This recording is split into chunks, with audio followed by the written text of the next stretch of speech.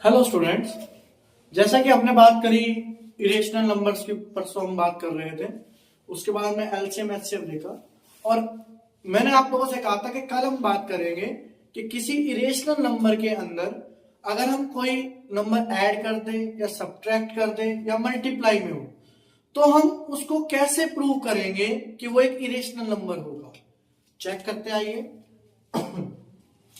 Show that 5 minus root 3 is irrational. The most important question of HBSC and CBSC board, ठीक है। 5 minus root 3 is irrational आपको prove करना है। कैसे होगा? सब देखो, जैसे हम पहले ही पढ़ चुके हैं कि किसी भी चीज को इरेशनल प्रूव करने के लिए, किसी भी नंबर को इरेशनल प्रूव करने के लिए हमें उसको रेशनल मानना पड़ता है। क्या मानना पड़ता है? रेशनल मानना पड़ता है, अपोजिट।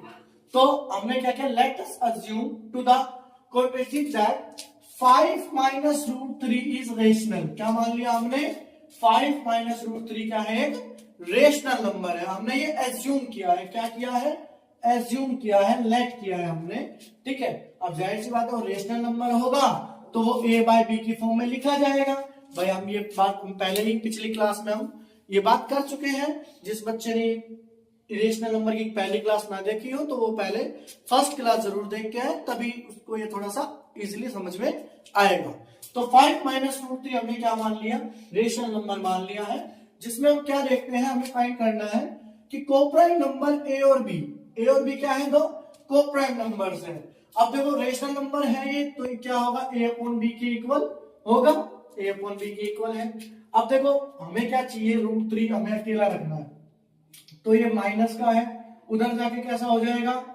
प्लस का हो जाएगा। ए बाय बी प्लस रूट 3, और ये ए बाय बी प्लस का इधर आके माइनस का हो जाएगा। 5 minus a by b is equal to root 3। तो वही चीज हमने कहा लिखी है, देखिए 5 minus a by b equal to root 3, ठीक है जी। अच्छा, अब हमने क्या किया? रेशनल मान लिया, ए अपॉन बी के इक्वल हो गया। हमने एक साइड रूट 3 कर लिया, दूसरी टर्म हम किधर ले आए? 5 के माइनस में ले आए। अब हम लेंगे इसका एलसीएम। जब हम एलसीएम लेंगे तो क्या होगा? 5 bye 1 minus a by B, और एलसीएम जब हम लेते हैं तो क्या आता है? बी 5 बी माइनस ए। क्या आएगा? 5 बी माइनस ए किसके इक्वल आ जाएगा? 5 बी माइनस ए रूट 3 के इक्वल आ जाएगा। किसके इक्वल आ जाएगा? रूट 3 के इक्वल आ जाएगा। तो हम जब इस रूट 3 के इक्वल देखते हैं तो क्या आ गया? 5 बी माइनस ए। अच्छा, हमने क्या माना था? हमारा क्या निकल के आया था कि हमने क्या माना है? 5 माइनस रूट 3 को रेशनल माना है, तो इसलिए हमने किसके इक्वल रखा था? वो a बाई बी के। तो हमारा 5 माइनस ए बाई बी किसके इक्वल आया? रूट 3 के। सिंस हम क्या देखते हैं? a and b are integers, we get 5 minus a by b is rational, so root 3 is also rational because both are equal numbers. ऐसा हमने अज्यूम किया हुआ है, तो 5 minus a by b rational है तो रूट 3 भी क्या होगा? रेशनल नंबर होगा। अच्छा जी, अगर रूट 3 रेशनल होगा तो जो कॉन्ट्राडिक्शन फैक्ट हमने माना था, ऐसा तो है नहीं कि रूट 3 रेशनल नंबर, क्योंकि हम तो प्रूव कर चुके हैं, जैसा कि हमने लास्ट क्लास में जाना था कि रूट 3 क्या है? इरेशनल नंबर है। क्या है? इरेशनल नंबर है। तो फैक्ट क्या कहते हैं कि रूट 3 इज इरेशनल नंबर। क्या कहते हैं? Root 3 is irrational number. अच्छा, जब रूट 3 इरेशनल है तो रूट 3 जिसके इक्वल में है वो भी क्या होगा? इरेशनल होगा पूरा। इसीलिए बट दिस कोटेशन है assigned because of our incorrect assumption that 5 minus root 3 is rational. जी, हमने रेशनल नंबर माना था, वो और हमारा अजम्पशन क्या हो गया है? इनकरेक्ट हो गया। क्या हो गया है? इनकरेक्ट हो गया है। इसीलिए क्या कंक्लूजन निकल के आया? So we conclude that 5 minus root 3 is irrational number. क्या निकल के आया? 5 माइनस रूट 3 इज इरेशनल। सबसे पहले हमने क्या किया? इसको रेशनल नंबर माना। फिर हम अज्यूम करके देखे, जब रेशनल नंबर हमने मान लिया कि भाई को प्राइम नंबर सिस्टम होगा, तो जाहिर सी बात है ए बाई बी के अपॉन में जो रखा गया, क्योंकि रेशनल माना है, तो हमने इसको एक साइड ले लिया और रूट 3 को एक साइड। रूट 3 एक साइड हो गया, ए माइनस बी एक साइड हो गया। तो हमने एलसीएम लेके इसको रोक दिया यहीं पे। फिर हम क्या देखते हैं? ए और बी क्या देखते हैं हम कि अगर मान लो ये क्या है? रेशनल नंबर है, तो रूट 3 भी क्या होगा? रेशनल होगा। जबकि रूट 3 एक इरेशनल नंबर है और √3 को हम इरेशनल प्रूव कर चुके हैं लास्ट क्लास में। पिछली क्लास में हमने देखा था कि √3 कैसे एक इरेशनल नंबर है, ठीक है। तो जब √3 इरेशनल है तो उसके इक्वल टू वाला भी क्या होगा, इरेशनल नंबर होगा। दैट्स व्हाई हमारा अजम्पशन क्या हो गया, रॉन्ग हो गया, और 5 माइनस √3 क्या होगा, एक इरेशनल नंबर होगा। हमने ये देखा, अच्छा ये तो माइनस में अगर ऐड में भी होता है या माइनस में भी होता है, ऐसे ही करते हैं हम। अब हम देखेंगे कि किसी भी इरेशनल नंबर के साथ अगर कोई मल्टीप्लीकेशन में आ जाए तो उसको हम कैसे सोल्व करें। तो स्टूडेंट जैसे कि हम बात कर रहे थे, कोई भी नंबर मल्टीप्लाई में आ जाए किसी इरेशनल नंबर के साथ, मैंने आपसे कहा था √2, √3, √5, √7 इज इंपॉर्टेंट, ठीक है। तो जैसा अभी अभी हमने पढ़ा 5 माइनस में √3, तो हमने प्लस और माइनस वाले देखे, सब्ट्रैक्ट एडिशन देखा हमने इरेशनल नंबर के साथ। अब हम बात करें कोई नंबर मल्टीप्लाई में अगर आ जाए इरेशनल नंबर के साथ, तो उसको हमें कैसे प्रूव करना है कि वो एक इरेशनल नंबर ही आएगा। तो सबसे पहले हम क्या मानेंगे, लेट अस अज्यूम, पैटर्न वही है, आपको मानना पहले रेशनल नंबर ही पड़ेगा। तो late us assume 3√2 is rational number, हमने रेशनल नंबर मान लिया है। अब जाहिर सी बात है उसको रेशनल नंबर मान लिया है, तो आप क्या लिखोगे उसको, a/b की फॉर्म में। किसकी फॉर्म में लिखोगे, a/b की फॉर्म में लिखोगे, और वी कैन फाइंड को प्राइम a एंड b, ठीक है।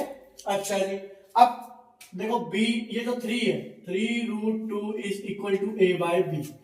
3 मल्टीप्लाई में इधर जाके डिवाइड में, तो √2 इज इक्वल टू a/3b। अकेला रह गया √2, क्या रह गया, अकेला √2 रह।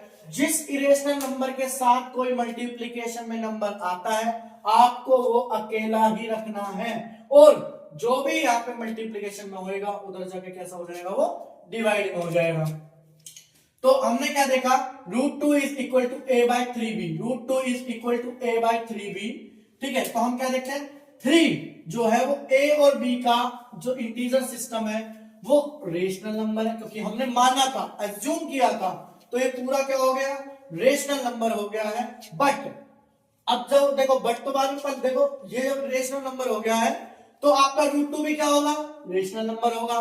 भाई अगर ये रेशनल तो वो भी रेशनल, जबकि ये जो क्वाड्रेटिक सिस्टम है बिल्कुल गलत है, क्योंकि √2 हम इरेशनल प्रूव कर चुके हैं। तो √2 क्या है, एक इरेशनल नंबर है। तो but this contradicts fact that √2 is irrational. तो √2 क्या है, इरेशनल। इसीलिए अब √2 इरेशनल है तो ये भी इसके इक्वल वाली टर्म भी क्या होगी, इरेशनल होगी। अब दोनों इरेशनल नंबर है तो क्या आएगा, हमारा अजम्पशन क्या है, गलत है। तो कंक्लूजन क्या लिख रहा, 3√2 इज इरेशनल नंबर, ठीक है। तो ये चैप्टर यहीं पे समाप्त होता है। मैं अब आपको इस चैप्टर के टोटली जितने भी क्वेश्चंस, मोस्ट इंपोर्टेंट क्वेश्चंस है वो लिख देता हूं, आप इसको जरूर करिएगा।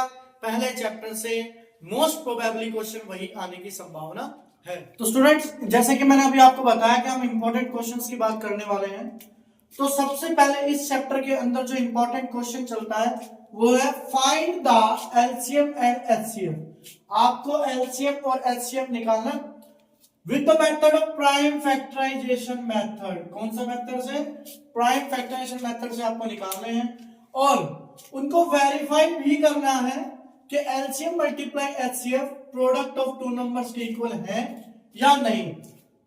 अगर इक्वल होंगे तो ही आपका एलसीएम और एचसीएफ सही होगा, अगर इक्वल नहीं है तो कहीं ना कहीं आपके उस क्वेश्चन में या आपके प्राइम फैक्टराइजेशन सिस्टम में कहीं ना कहीं गड़बड़ है, कहीं ना कहीं गलती है, तो आप उसको चेक कर लेना।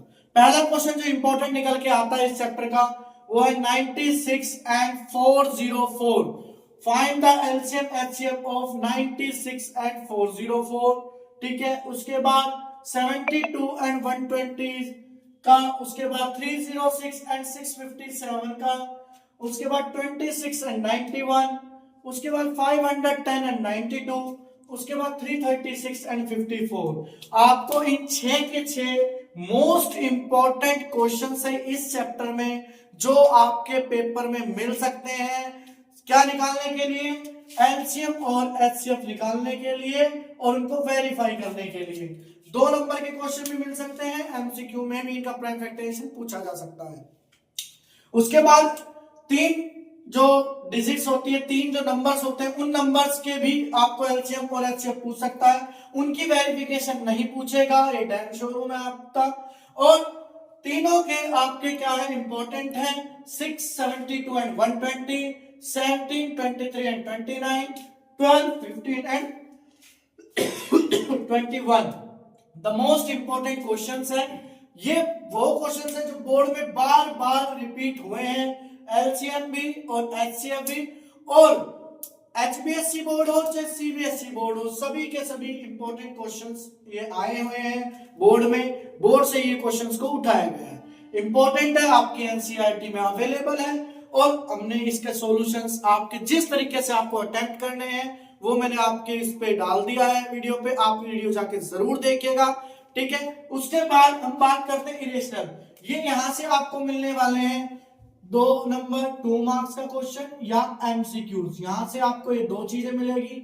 अगर मैं मानूं कि 6 नंबर का चैप्टर है तो एक 2 नंबर का क्वेश्चन और एक 3 नंबर का, सॉरी एक एमसीक्यू, ये 3 नंबर आपको यहां से मिल सकते हैं। उसके बाद हम बात करें कि इरेशनल नंबर, ये अकेला 3 मार्क्स का क्वेश्चन आता है कि prove that this number is irrational, तो वो नंबर कौन कौन से हो सकते हैं, √5 हो सकता है, √2 हो सकता है, √3 हो सकता है, √7 हो सकता है, ये चारों के चारों रूट्स आपको निकालने आ सकते हैं।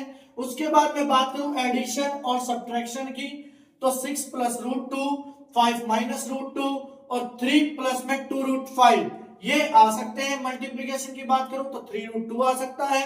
ये 6 और 2 8, 8 के 8 जितने भी ये नंबर्स मैंने लिखे हैं, ठीक है, इरेशनल नंबर्स हैं और इरेशनल नंबर आपको प्रूव करना आ सकता है। तो ये मोस्ट इंपॉर्टेंट क्वेश्चंस है, ठीक है। उसके बाद एक क्वेश्चन आपके में आ सकता है leaving remainder question. Leaving remainder question कैसे होते हैं, जैसे मान लो आपको क्वेश्चन दे दिया कि 31 एंड 96 का आप एचसीएफ निकालिए और एलसीएम निकालिए, जबकि उनमें से लिविंग रिमाइंडर कितना है, 5 रिस्पेक्टिवली कितना दे रहा है, 5 रिमाइंडर दे रहा है। तो आपको सबसे पहले क्या देगा, किस डिजिट, अगर उसने रिस्पेक्टिवली बोला है कि भाई दोनों डिजिट्स में से है तो आपको दोनों में से 5 माइनस करना पड़ेगा। अगर वो एक डिजिट बोल रहा है तो एक ही नंबर में से आपको माइनस करना है। तो आप सबसे पहले क्या करेंगे, 5 को माइनस करें, जैसे मैं दोनों नंबर्स का ले रहा हूं तो 91, आपको इन दोनों का एलसीएम और एचसीएफ निकाल देना है। तो लिविंग रिमाइंडर क्वेश्चन पिछले साल भी आया था, ठीक है, अब की बार भी आने के चांसेस हैं। तो ये 4 क्वेश्चन मैंने लिखे हैं इस चैप्टर के, द मोस्ट इंपॉर्टेंट क्वेश्चंस हैं। आप स्क्रीनशॉट ले लीजिए, आप देख लीजिए या राइट डाउन कर लीजिए, बहुत इंपॉर्टेंट क्वेश्चन है और बोर्ड एग्जाम्स में प्रोबेबली मिलते ही मिलते हैं, ठीक है। और अगर इनमें से कोई भी बच्चा डाउट हो आपके तो आप मेरे वीडियोस देख सकते हैं, इसको जैसे जैसे सोल्व किया गया है आप वहां पे जाके चेक कर सकते हैं, ठीक है, सीख सकते हैं। बाकी थैंक यू, लाइक कीजिए, कमेंट कीजिए, शेयर कीजिए एंड सब्सक्राइब माय चैनल।